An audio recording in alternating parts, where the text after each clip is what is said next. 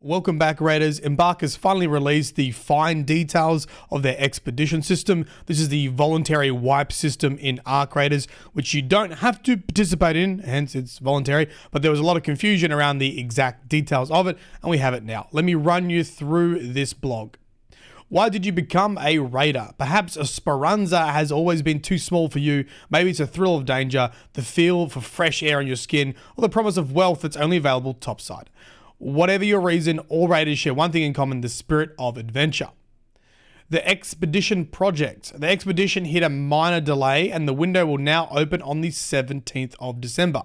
You'll have a 6-day period in which your raider can choose to leave the Rust Belt for good. By departing in the caravan you have constructed in the expedition project, you'll restart your journey with certain buffs and advantages. We want to take you through some of these here. So, you're leaving Speranza. When the expedition departs, all items in your raider's stash will be contributed toward it. Your next raider can earn up to 5 skill points based on the total value of your stash and coins at the time of departure. 1 million coins worth of value equals 1 extra skill point for your new raider. So it's going to take your actual money value in the top right hand corner and the value of all your items. Unfortunately, you can't see the value of all your items very easily. I think you're just going to have to like control click on everything and then right click and pretend to sell it to see the value of it. I did hear someone saying that you could change the date of your system and that would bring up like an extra menu. You can actually see your inventory value. But I think I'm just going to like control click on all my stuff just to get an idea of how much value I have in there. And then obviously work towards needing a total of 5 million to get the 5 extra skill points. These are extra skill points on top of the 75 you already get. So the idea being, if you keep doing expeditions over, well, they're like every couple of months, eventually you're going to be able to unlock the entire skill tree, right? So these are permanent unlocks. When you restart, everything tied to your progress will be reset. This means your skill tree, level, stash, workshop, crafting abilities, and blueprints. Blueprints are the big thing that people don't really want to lose because they are tough to get hold of. It's worth noting that the initial onboarding from your first deployment in Speranza will be skipped. That means all maps and potential workshop upgrades will be available as soon as you reset. I think this definitely confused me for a while, like the workshop upgrades and then like the previous sentence saying like the workshop is also reset. I think it's just saying all your workshops will be level 1, right? Like the progress of the workshops will be reset, but I can't exactly remember if you had to go through some system to unlock the ability to upgrade each workshop. I think that's what it means. Your new raider won't totally restart at square one. By resetting, you will unlock the following advantages and rewards. So these are permanent unlocks: the patchwork raider outfit, so a cosmetic for your raider, scrappy janitor cap, so cosmetic for Scrappy, expeditions indicator icon. We don't really know what this looks like or is. I'm assuming when you're playing in a team, there'll be an icon next to your name, when you on your team and probably in the lobby as well, like a prestige icon, I guess. Skill points depending on your stash value. So you'll get, depending on how much money you've got in the bank and how much money you've got in your stash, you'll get up to 5 extra skill points and also plus 12 stash space as well. There are some temporary buffs if you decide to complete the expedition. 10% repair buff, 5% XP bonus, 6% more materials from Scrappy. Right. While skill points, extra stash space, and cosmetics are permanent unlocks, meaning you can stack them so you can do this expedition and then the next expedition comes along, you can do it again and you'll get even more stash space and even more skill points. But the things that don't stick with you are these temporary buffs. So the account buffs will expire if you choose not to depart with the subsequent expedition. Bear in mind, buffs will increase in power for your next 3 expeditions, but only 1 departure allowed per expedition window. I had to read this like multiple times to work out what they were talking about here. And I think what they're saying is, okay, so if I wipe with this current expedition, I'm going to get all my permanent unlocks, and I'm also obviously going to get 10% repair, 5% XP, 6% whatever. Now, when the next expedition comes up, All right, so the second expedition in Arc Raiders history, when that comes up, if I want to keep these, I've got to do it as well. Otherwise, they'll expire. I think that's what this means here. The account buffs will expire if you choose not to depart with the subsequent expedition, right? So you can keep stacking these temporary buffs, and apparently they're going to increase in power.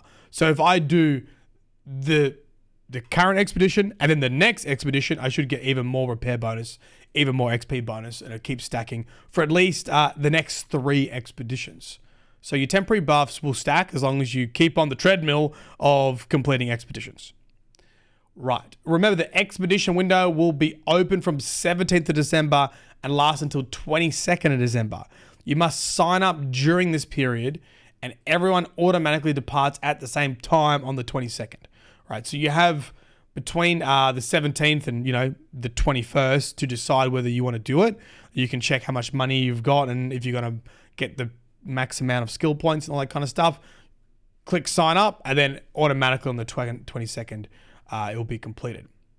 The value of stash and coins will be counted when the window closes, so don't stop looting before then. If you choose to depart this time around, if you don't choose to depart this time around, don't worry. Your progress toward building a caravan will be preserved, so you can keep working on it until the next window opens in a couple of months. Right, so if you're not quite there and you don't feel it's worth it, you don't want to do it, you don't have to, you keep your caravan progress until the next expedition opens. Why are we doing it like this? Progression wipes are a notoriously difficult thing to balance in online multiplayer games. We get that. Mandatory global wipes have some obvious benefits. Heavily invested players get to re-experience the initial grind once again, and for a time, the playing field is leveled. The optional expedition project is our solution to some of the problems that inevitably arise with the mandatory wipes. Specifically, by respecting your time investment in the game, we want to offer you the choice. Not completed as much as the grind as you like. Keep raiding, building, and growing, ready for a new challenge and to grind once again. Or, are you ready for a new challenge and want to grind again? Depart on an expedition, receive buffs and rewards, and bragging rights. For now, the story is yours, and you can write it blah, blah, blah, blah, blah. We love you, Arc Raiders team. Cool. My gut reactions so far, well, actually, I've been reading some comments on TikTok and YouTube Shorts, and people are pretty angry towards this, and the Discord. I don't know if it's just general internet anger. The general feeling I was getting was people were saying, like, it's firstly way too much money to be 5 million, and they're not going to be able to achieve it, and there's not enough of a reward for paying that much money, and also you got to get through the expedition first, and that's quite a grind too. So a lot of people saying for the casual player, like, this is not achievable, and also it's not quite worth the reward. My gut reaction was, I was surprised with 5 million. I think 1 million per skill point is a lot, and it is a lot for a casual player, and it's probably going to be a lot for me too. I spent a lot of money doing stupid videos and trying to make streams fun, and I'm probably going to have to really focus on actually walking out of raids with money now to hit 5 million, even though I have like 200 hours in the game. So I do think that is quite high. I also think, though, they were going to lose either way, right? Let's say they made the rewards really, really good. Everyone would complain that the rewards are too good and it only favors degenerate streamers and people who have no jobs and are unemployed who can put the hours in to get the really good rewards. They didn't make the rewards like crazy good, and then people are complaining the rewards aren't really worth it. So I think they were going to lose either way. I think this is the lesser of the evil option. This is the lesser evil, is to just not have something like super imbalanced, super overpowered that favors people who can play games all day. So it is definitely a long process of people wanting to hit every expedition to like max out their skill tree in the end. And I have a lot of friends who are not streamers and who have the same amount of hours as me because they love the game and they just, I don't know, don't sleep. And they'll be doing this just as a collection thing, just to see if they can max out their skill tree, for sure. But I definitely see the other point of view too, which is like, this is pretty grindy, and they did say they wanted to make it pretty achievable. I don't know if that's kind of very achievable for the majority of the population. Oh, there you go. You let me know. If you're an average player, how many hours you got in the game, are you going to reset? Do you think it's worth it? I mean, obviously there's a big conversation around blueprints as well. I think a lot of people are just like, it's not worth it to lose your blueprints. And I kind of get that too. I think I would probably love to see some commentary from Embark about blueprints. I don't want everyone to get every blueprint all the time and to make it like not a chase, but I feel like the chase for blueprints is a little bit rough as well. All right, like and a comment, we greatly appreciate it. I'll see you next time. Bye-bye. See ya.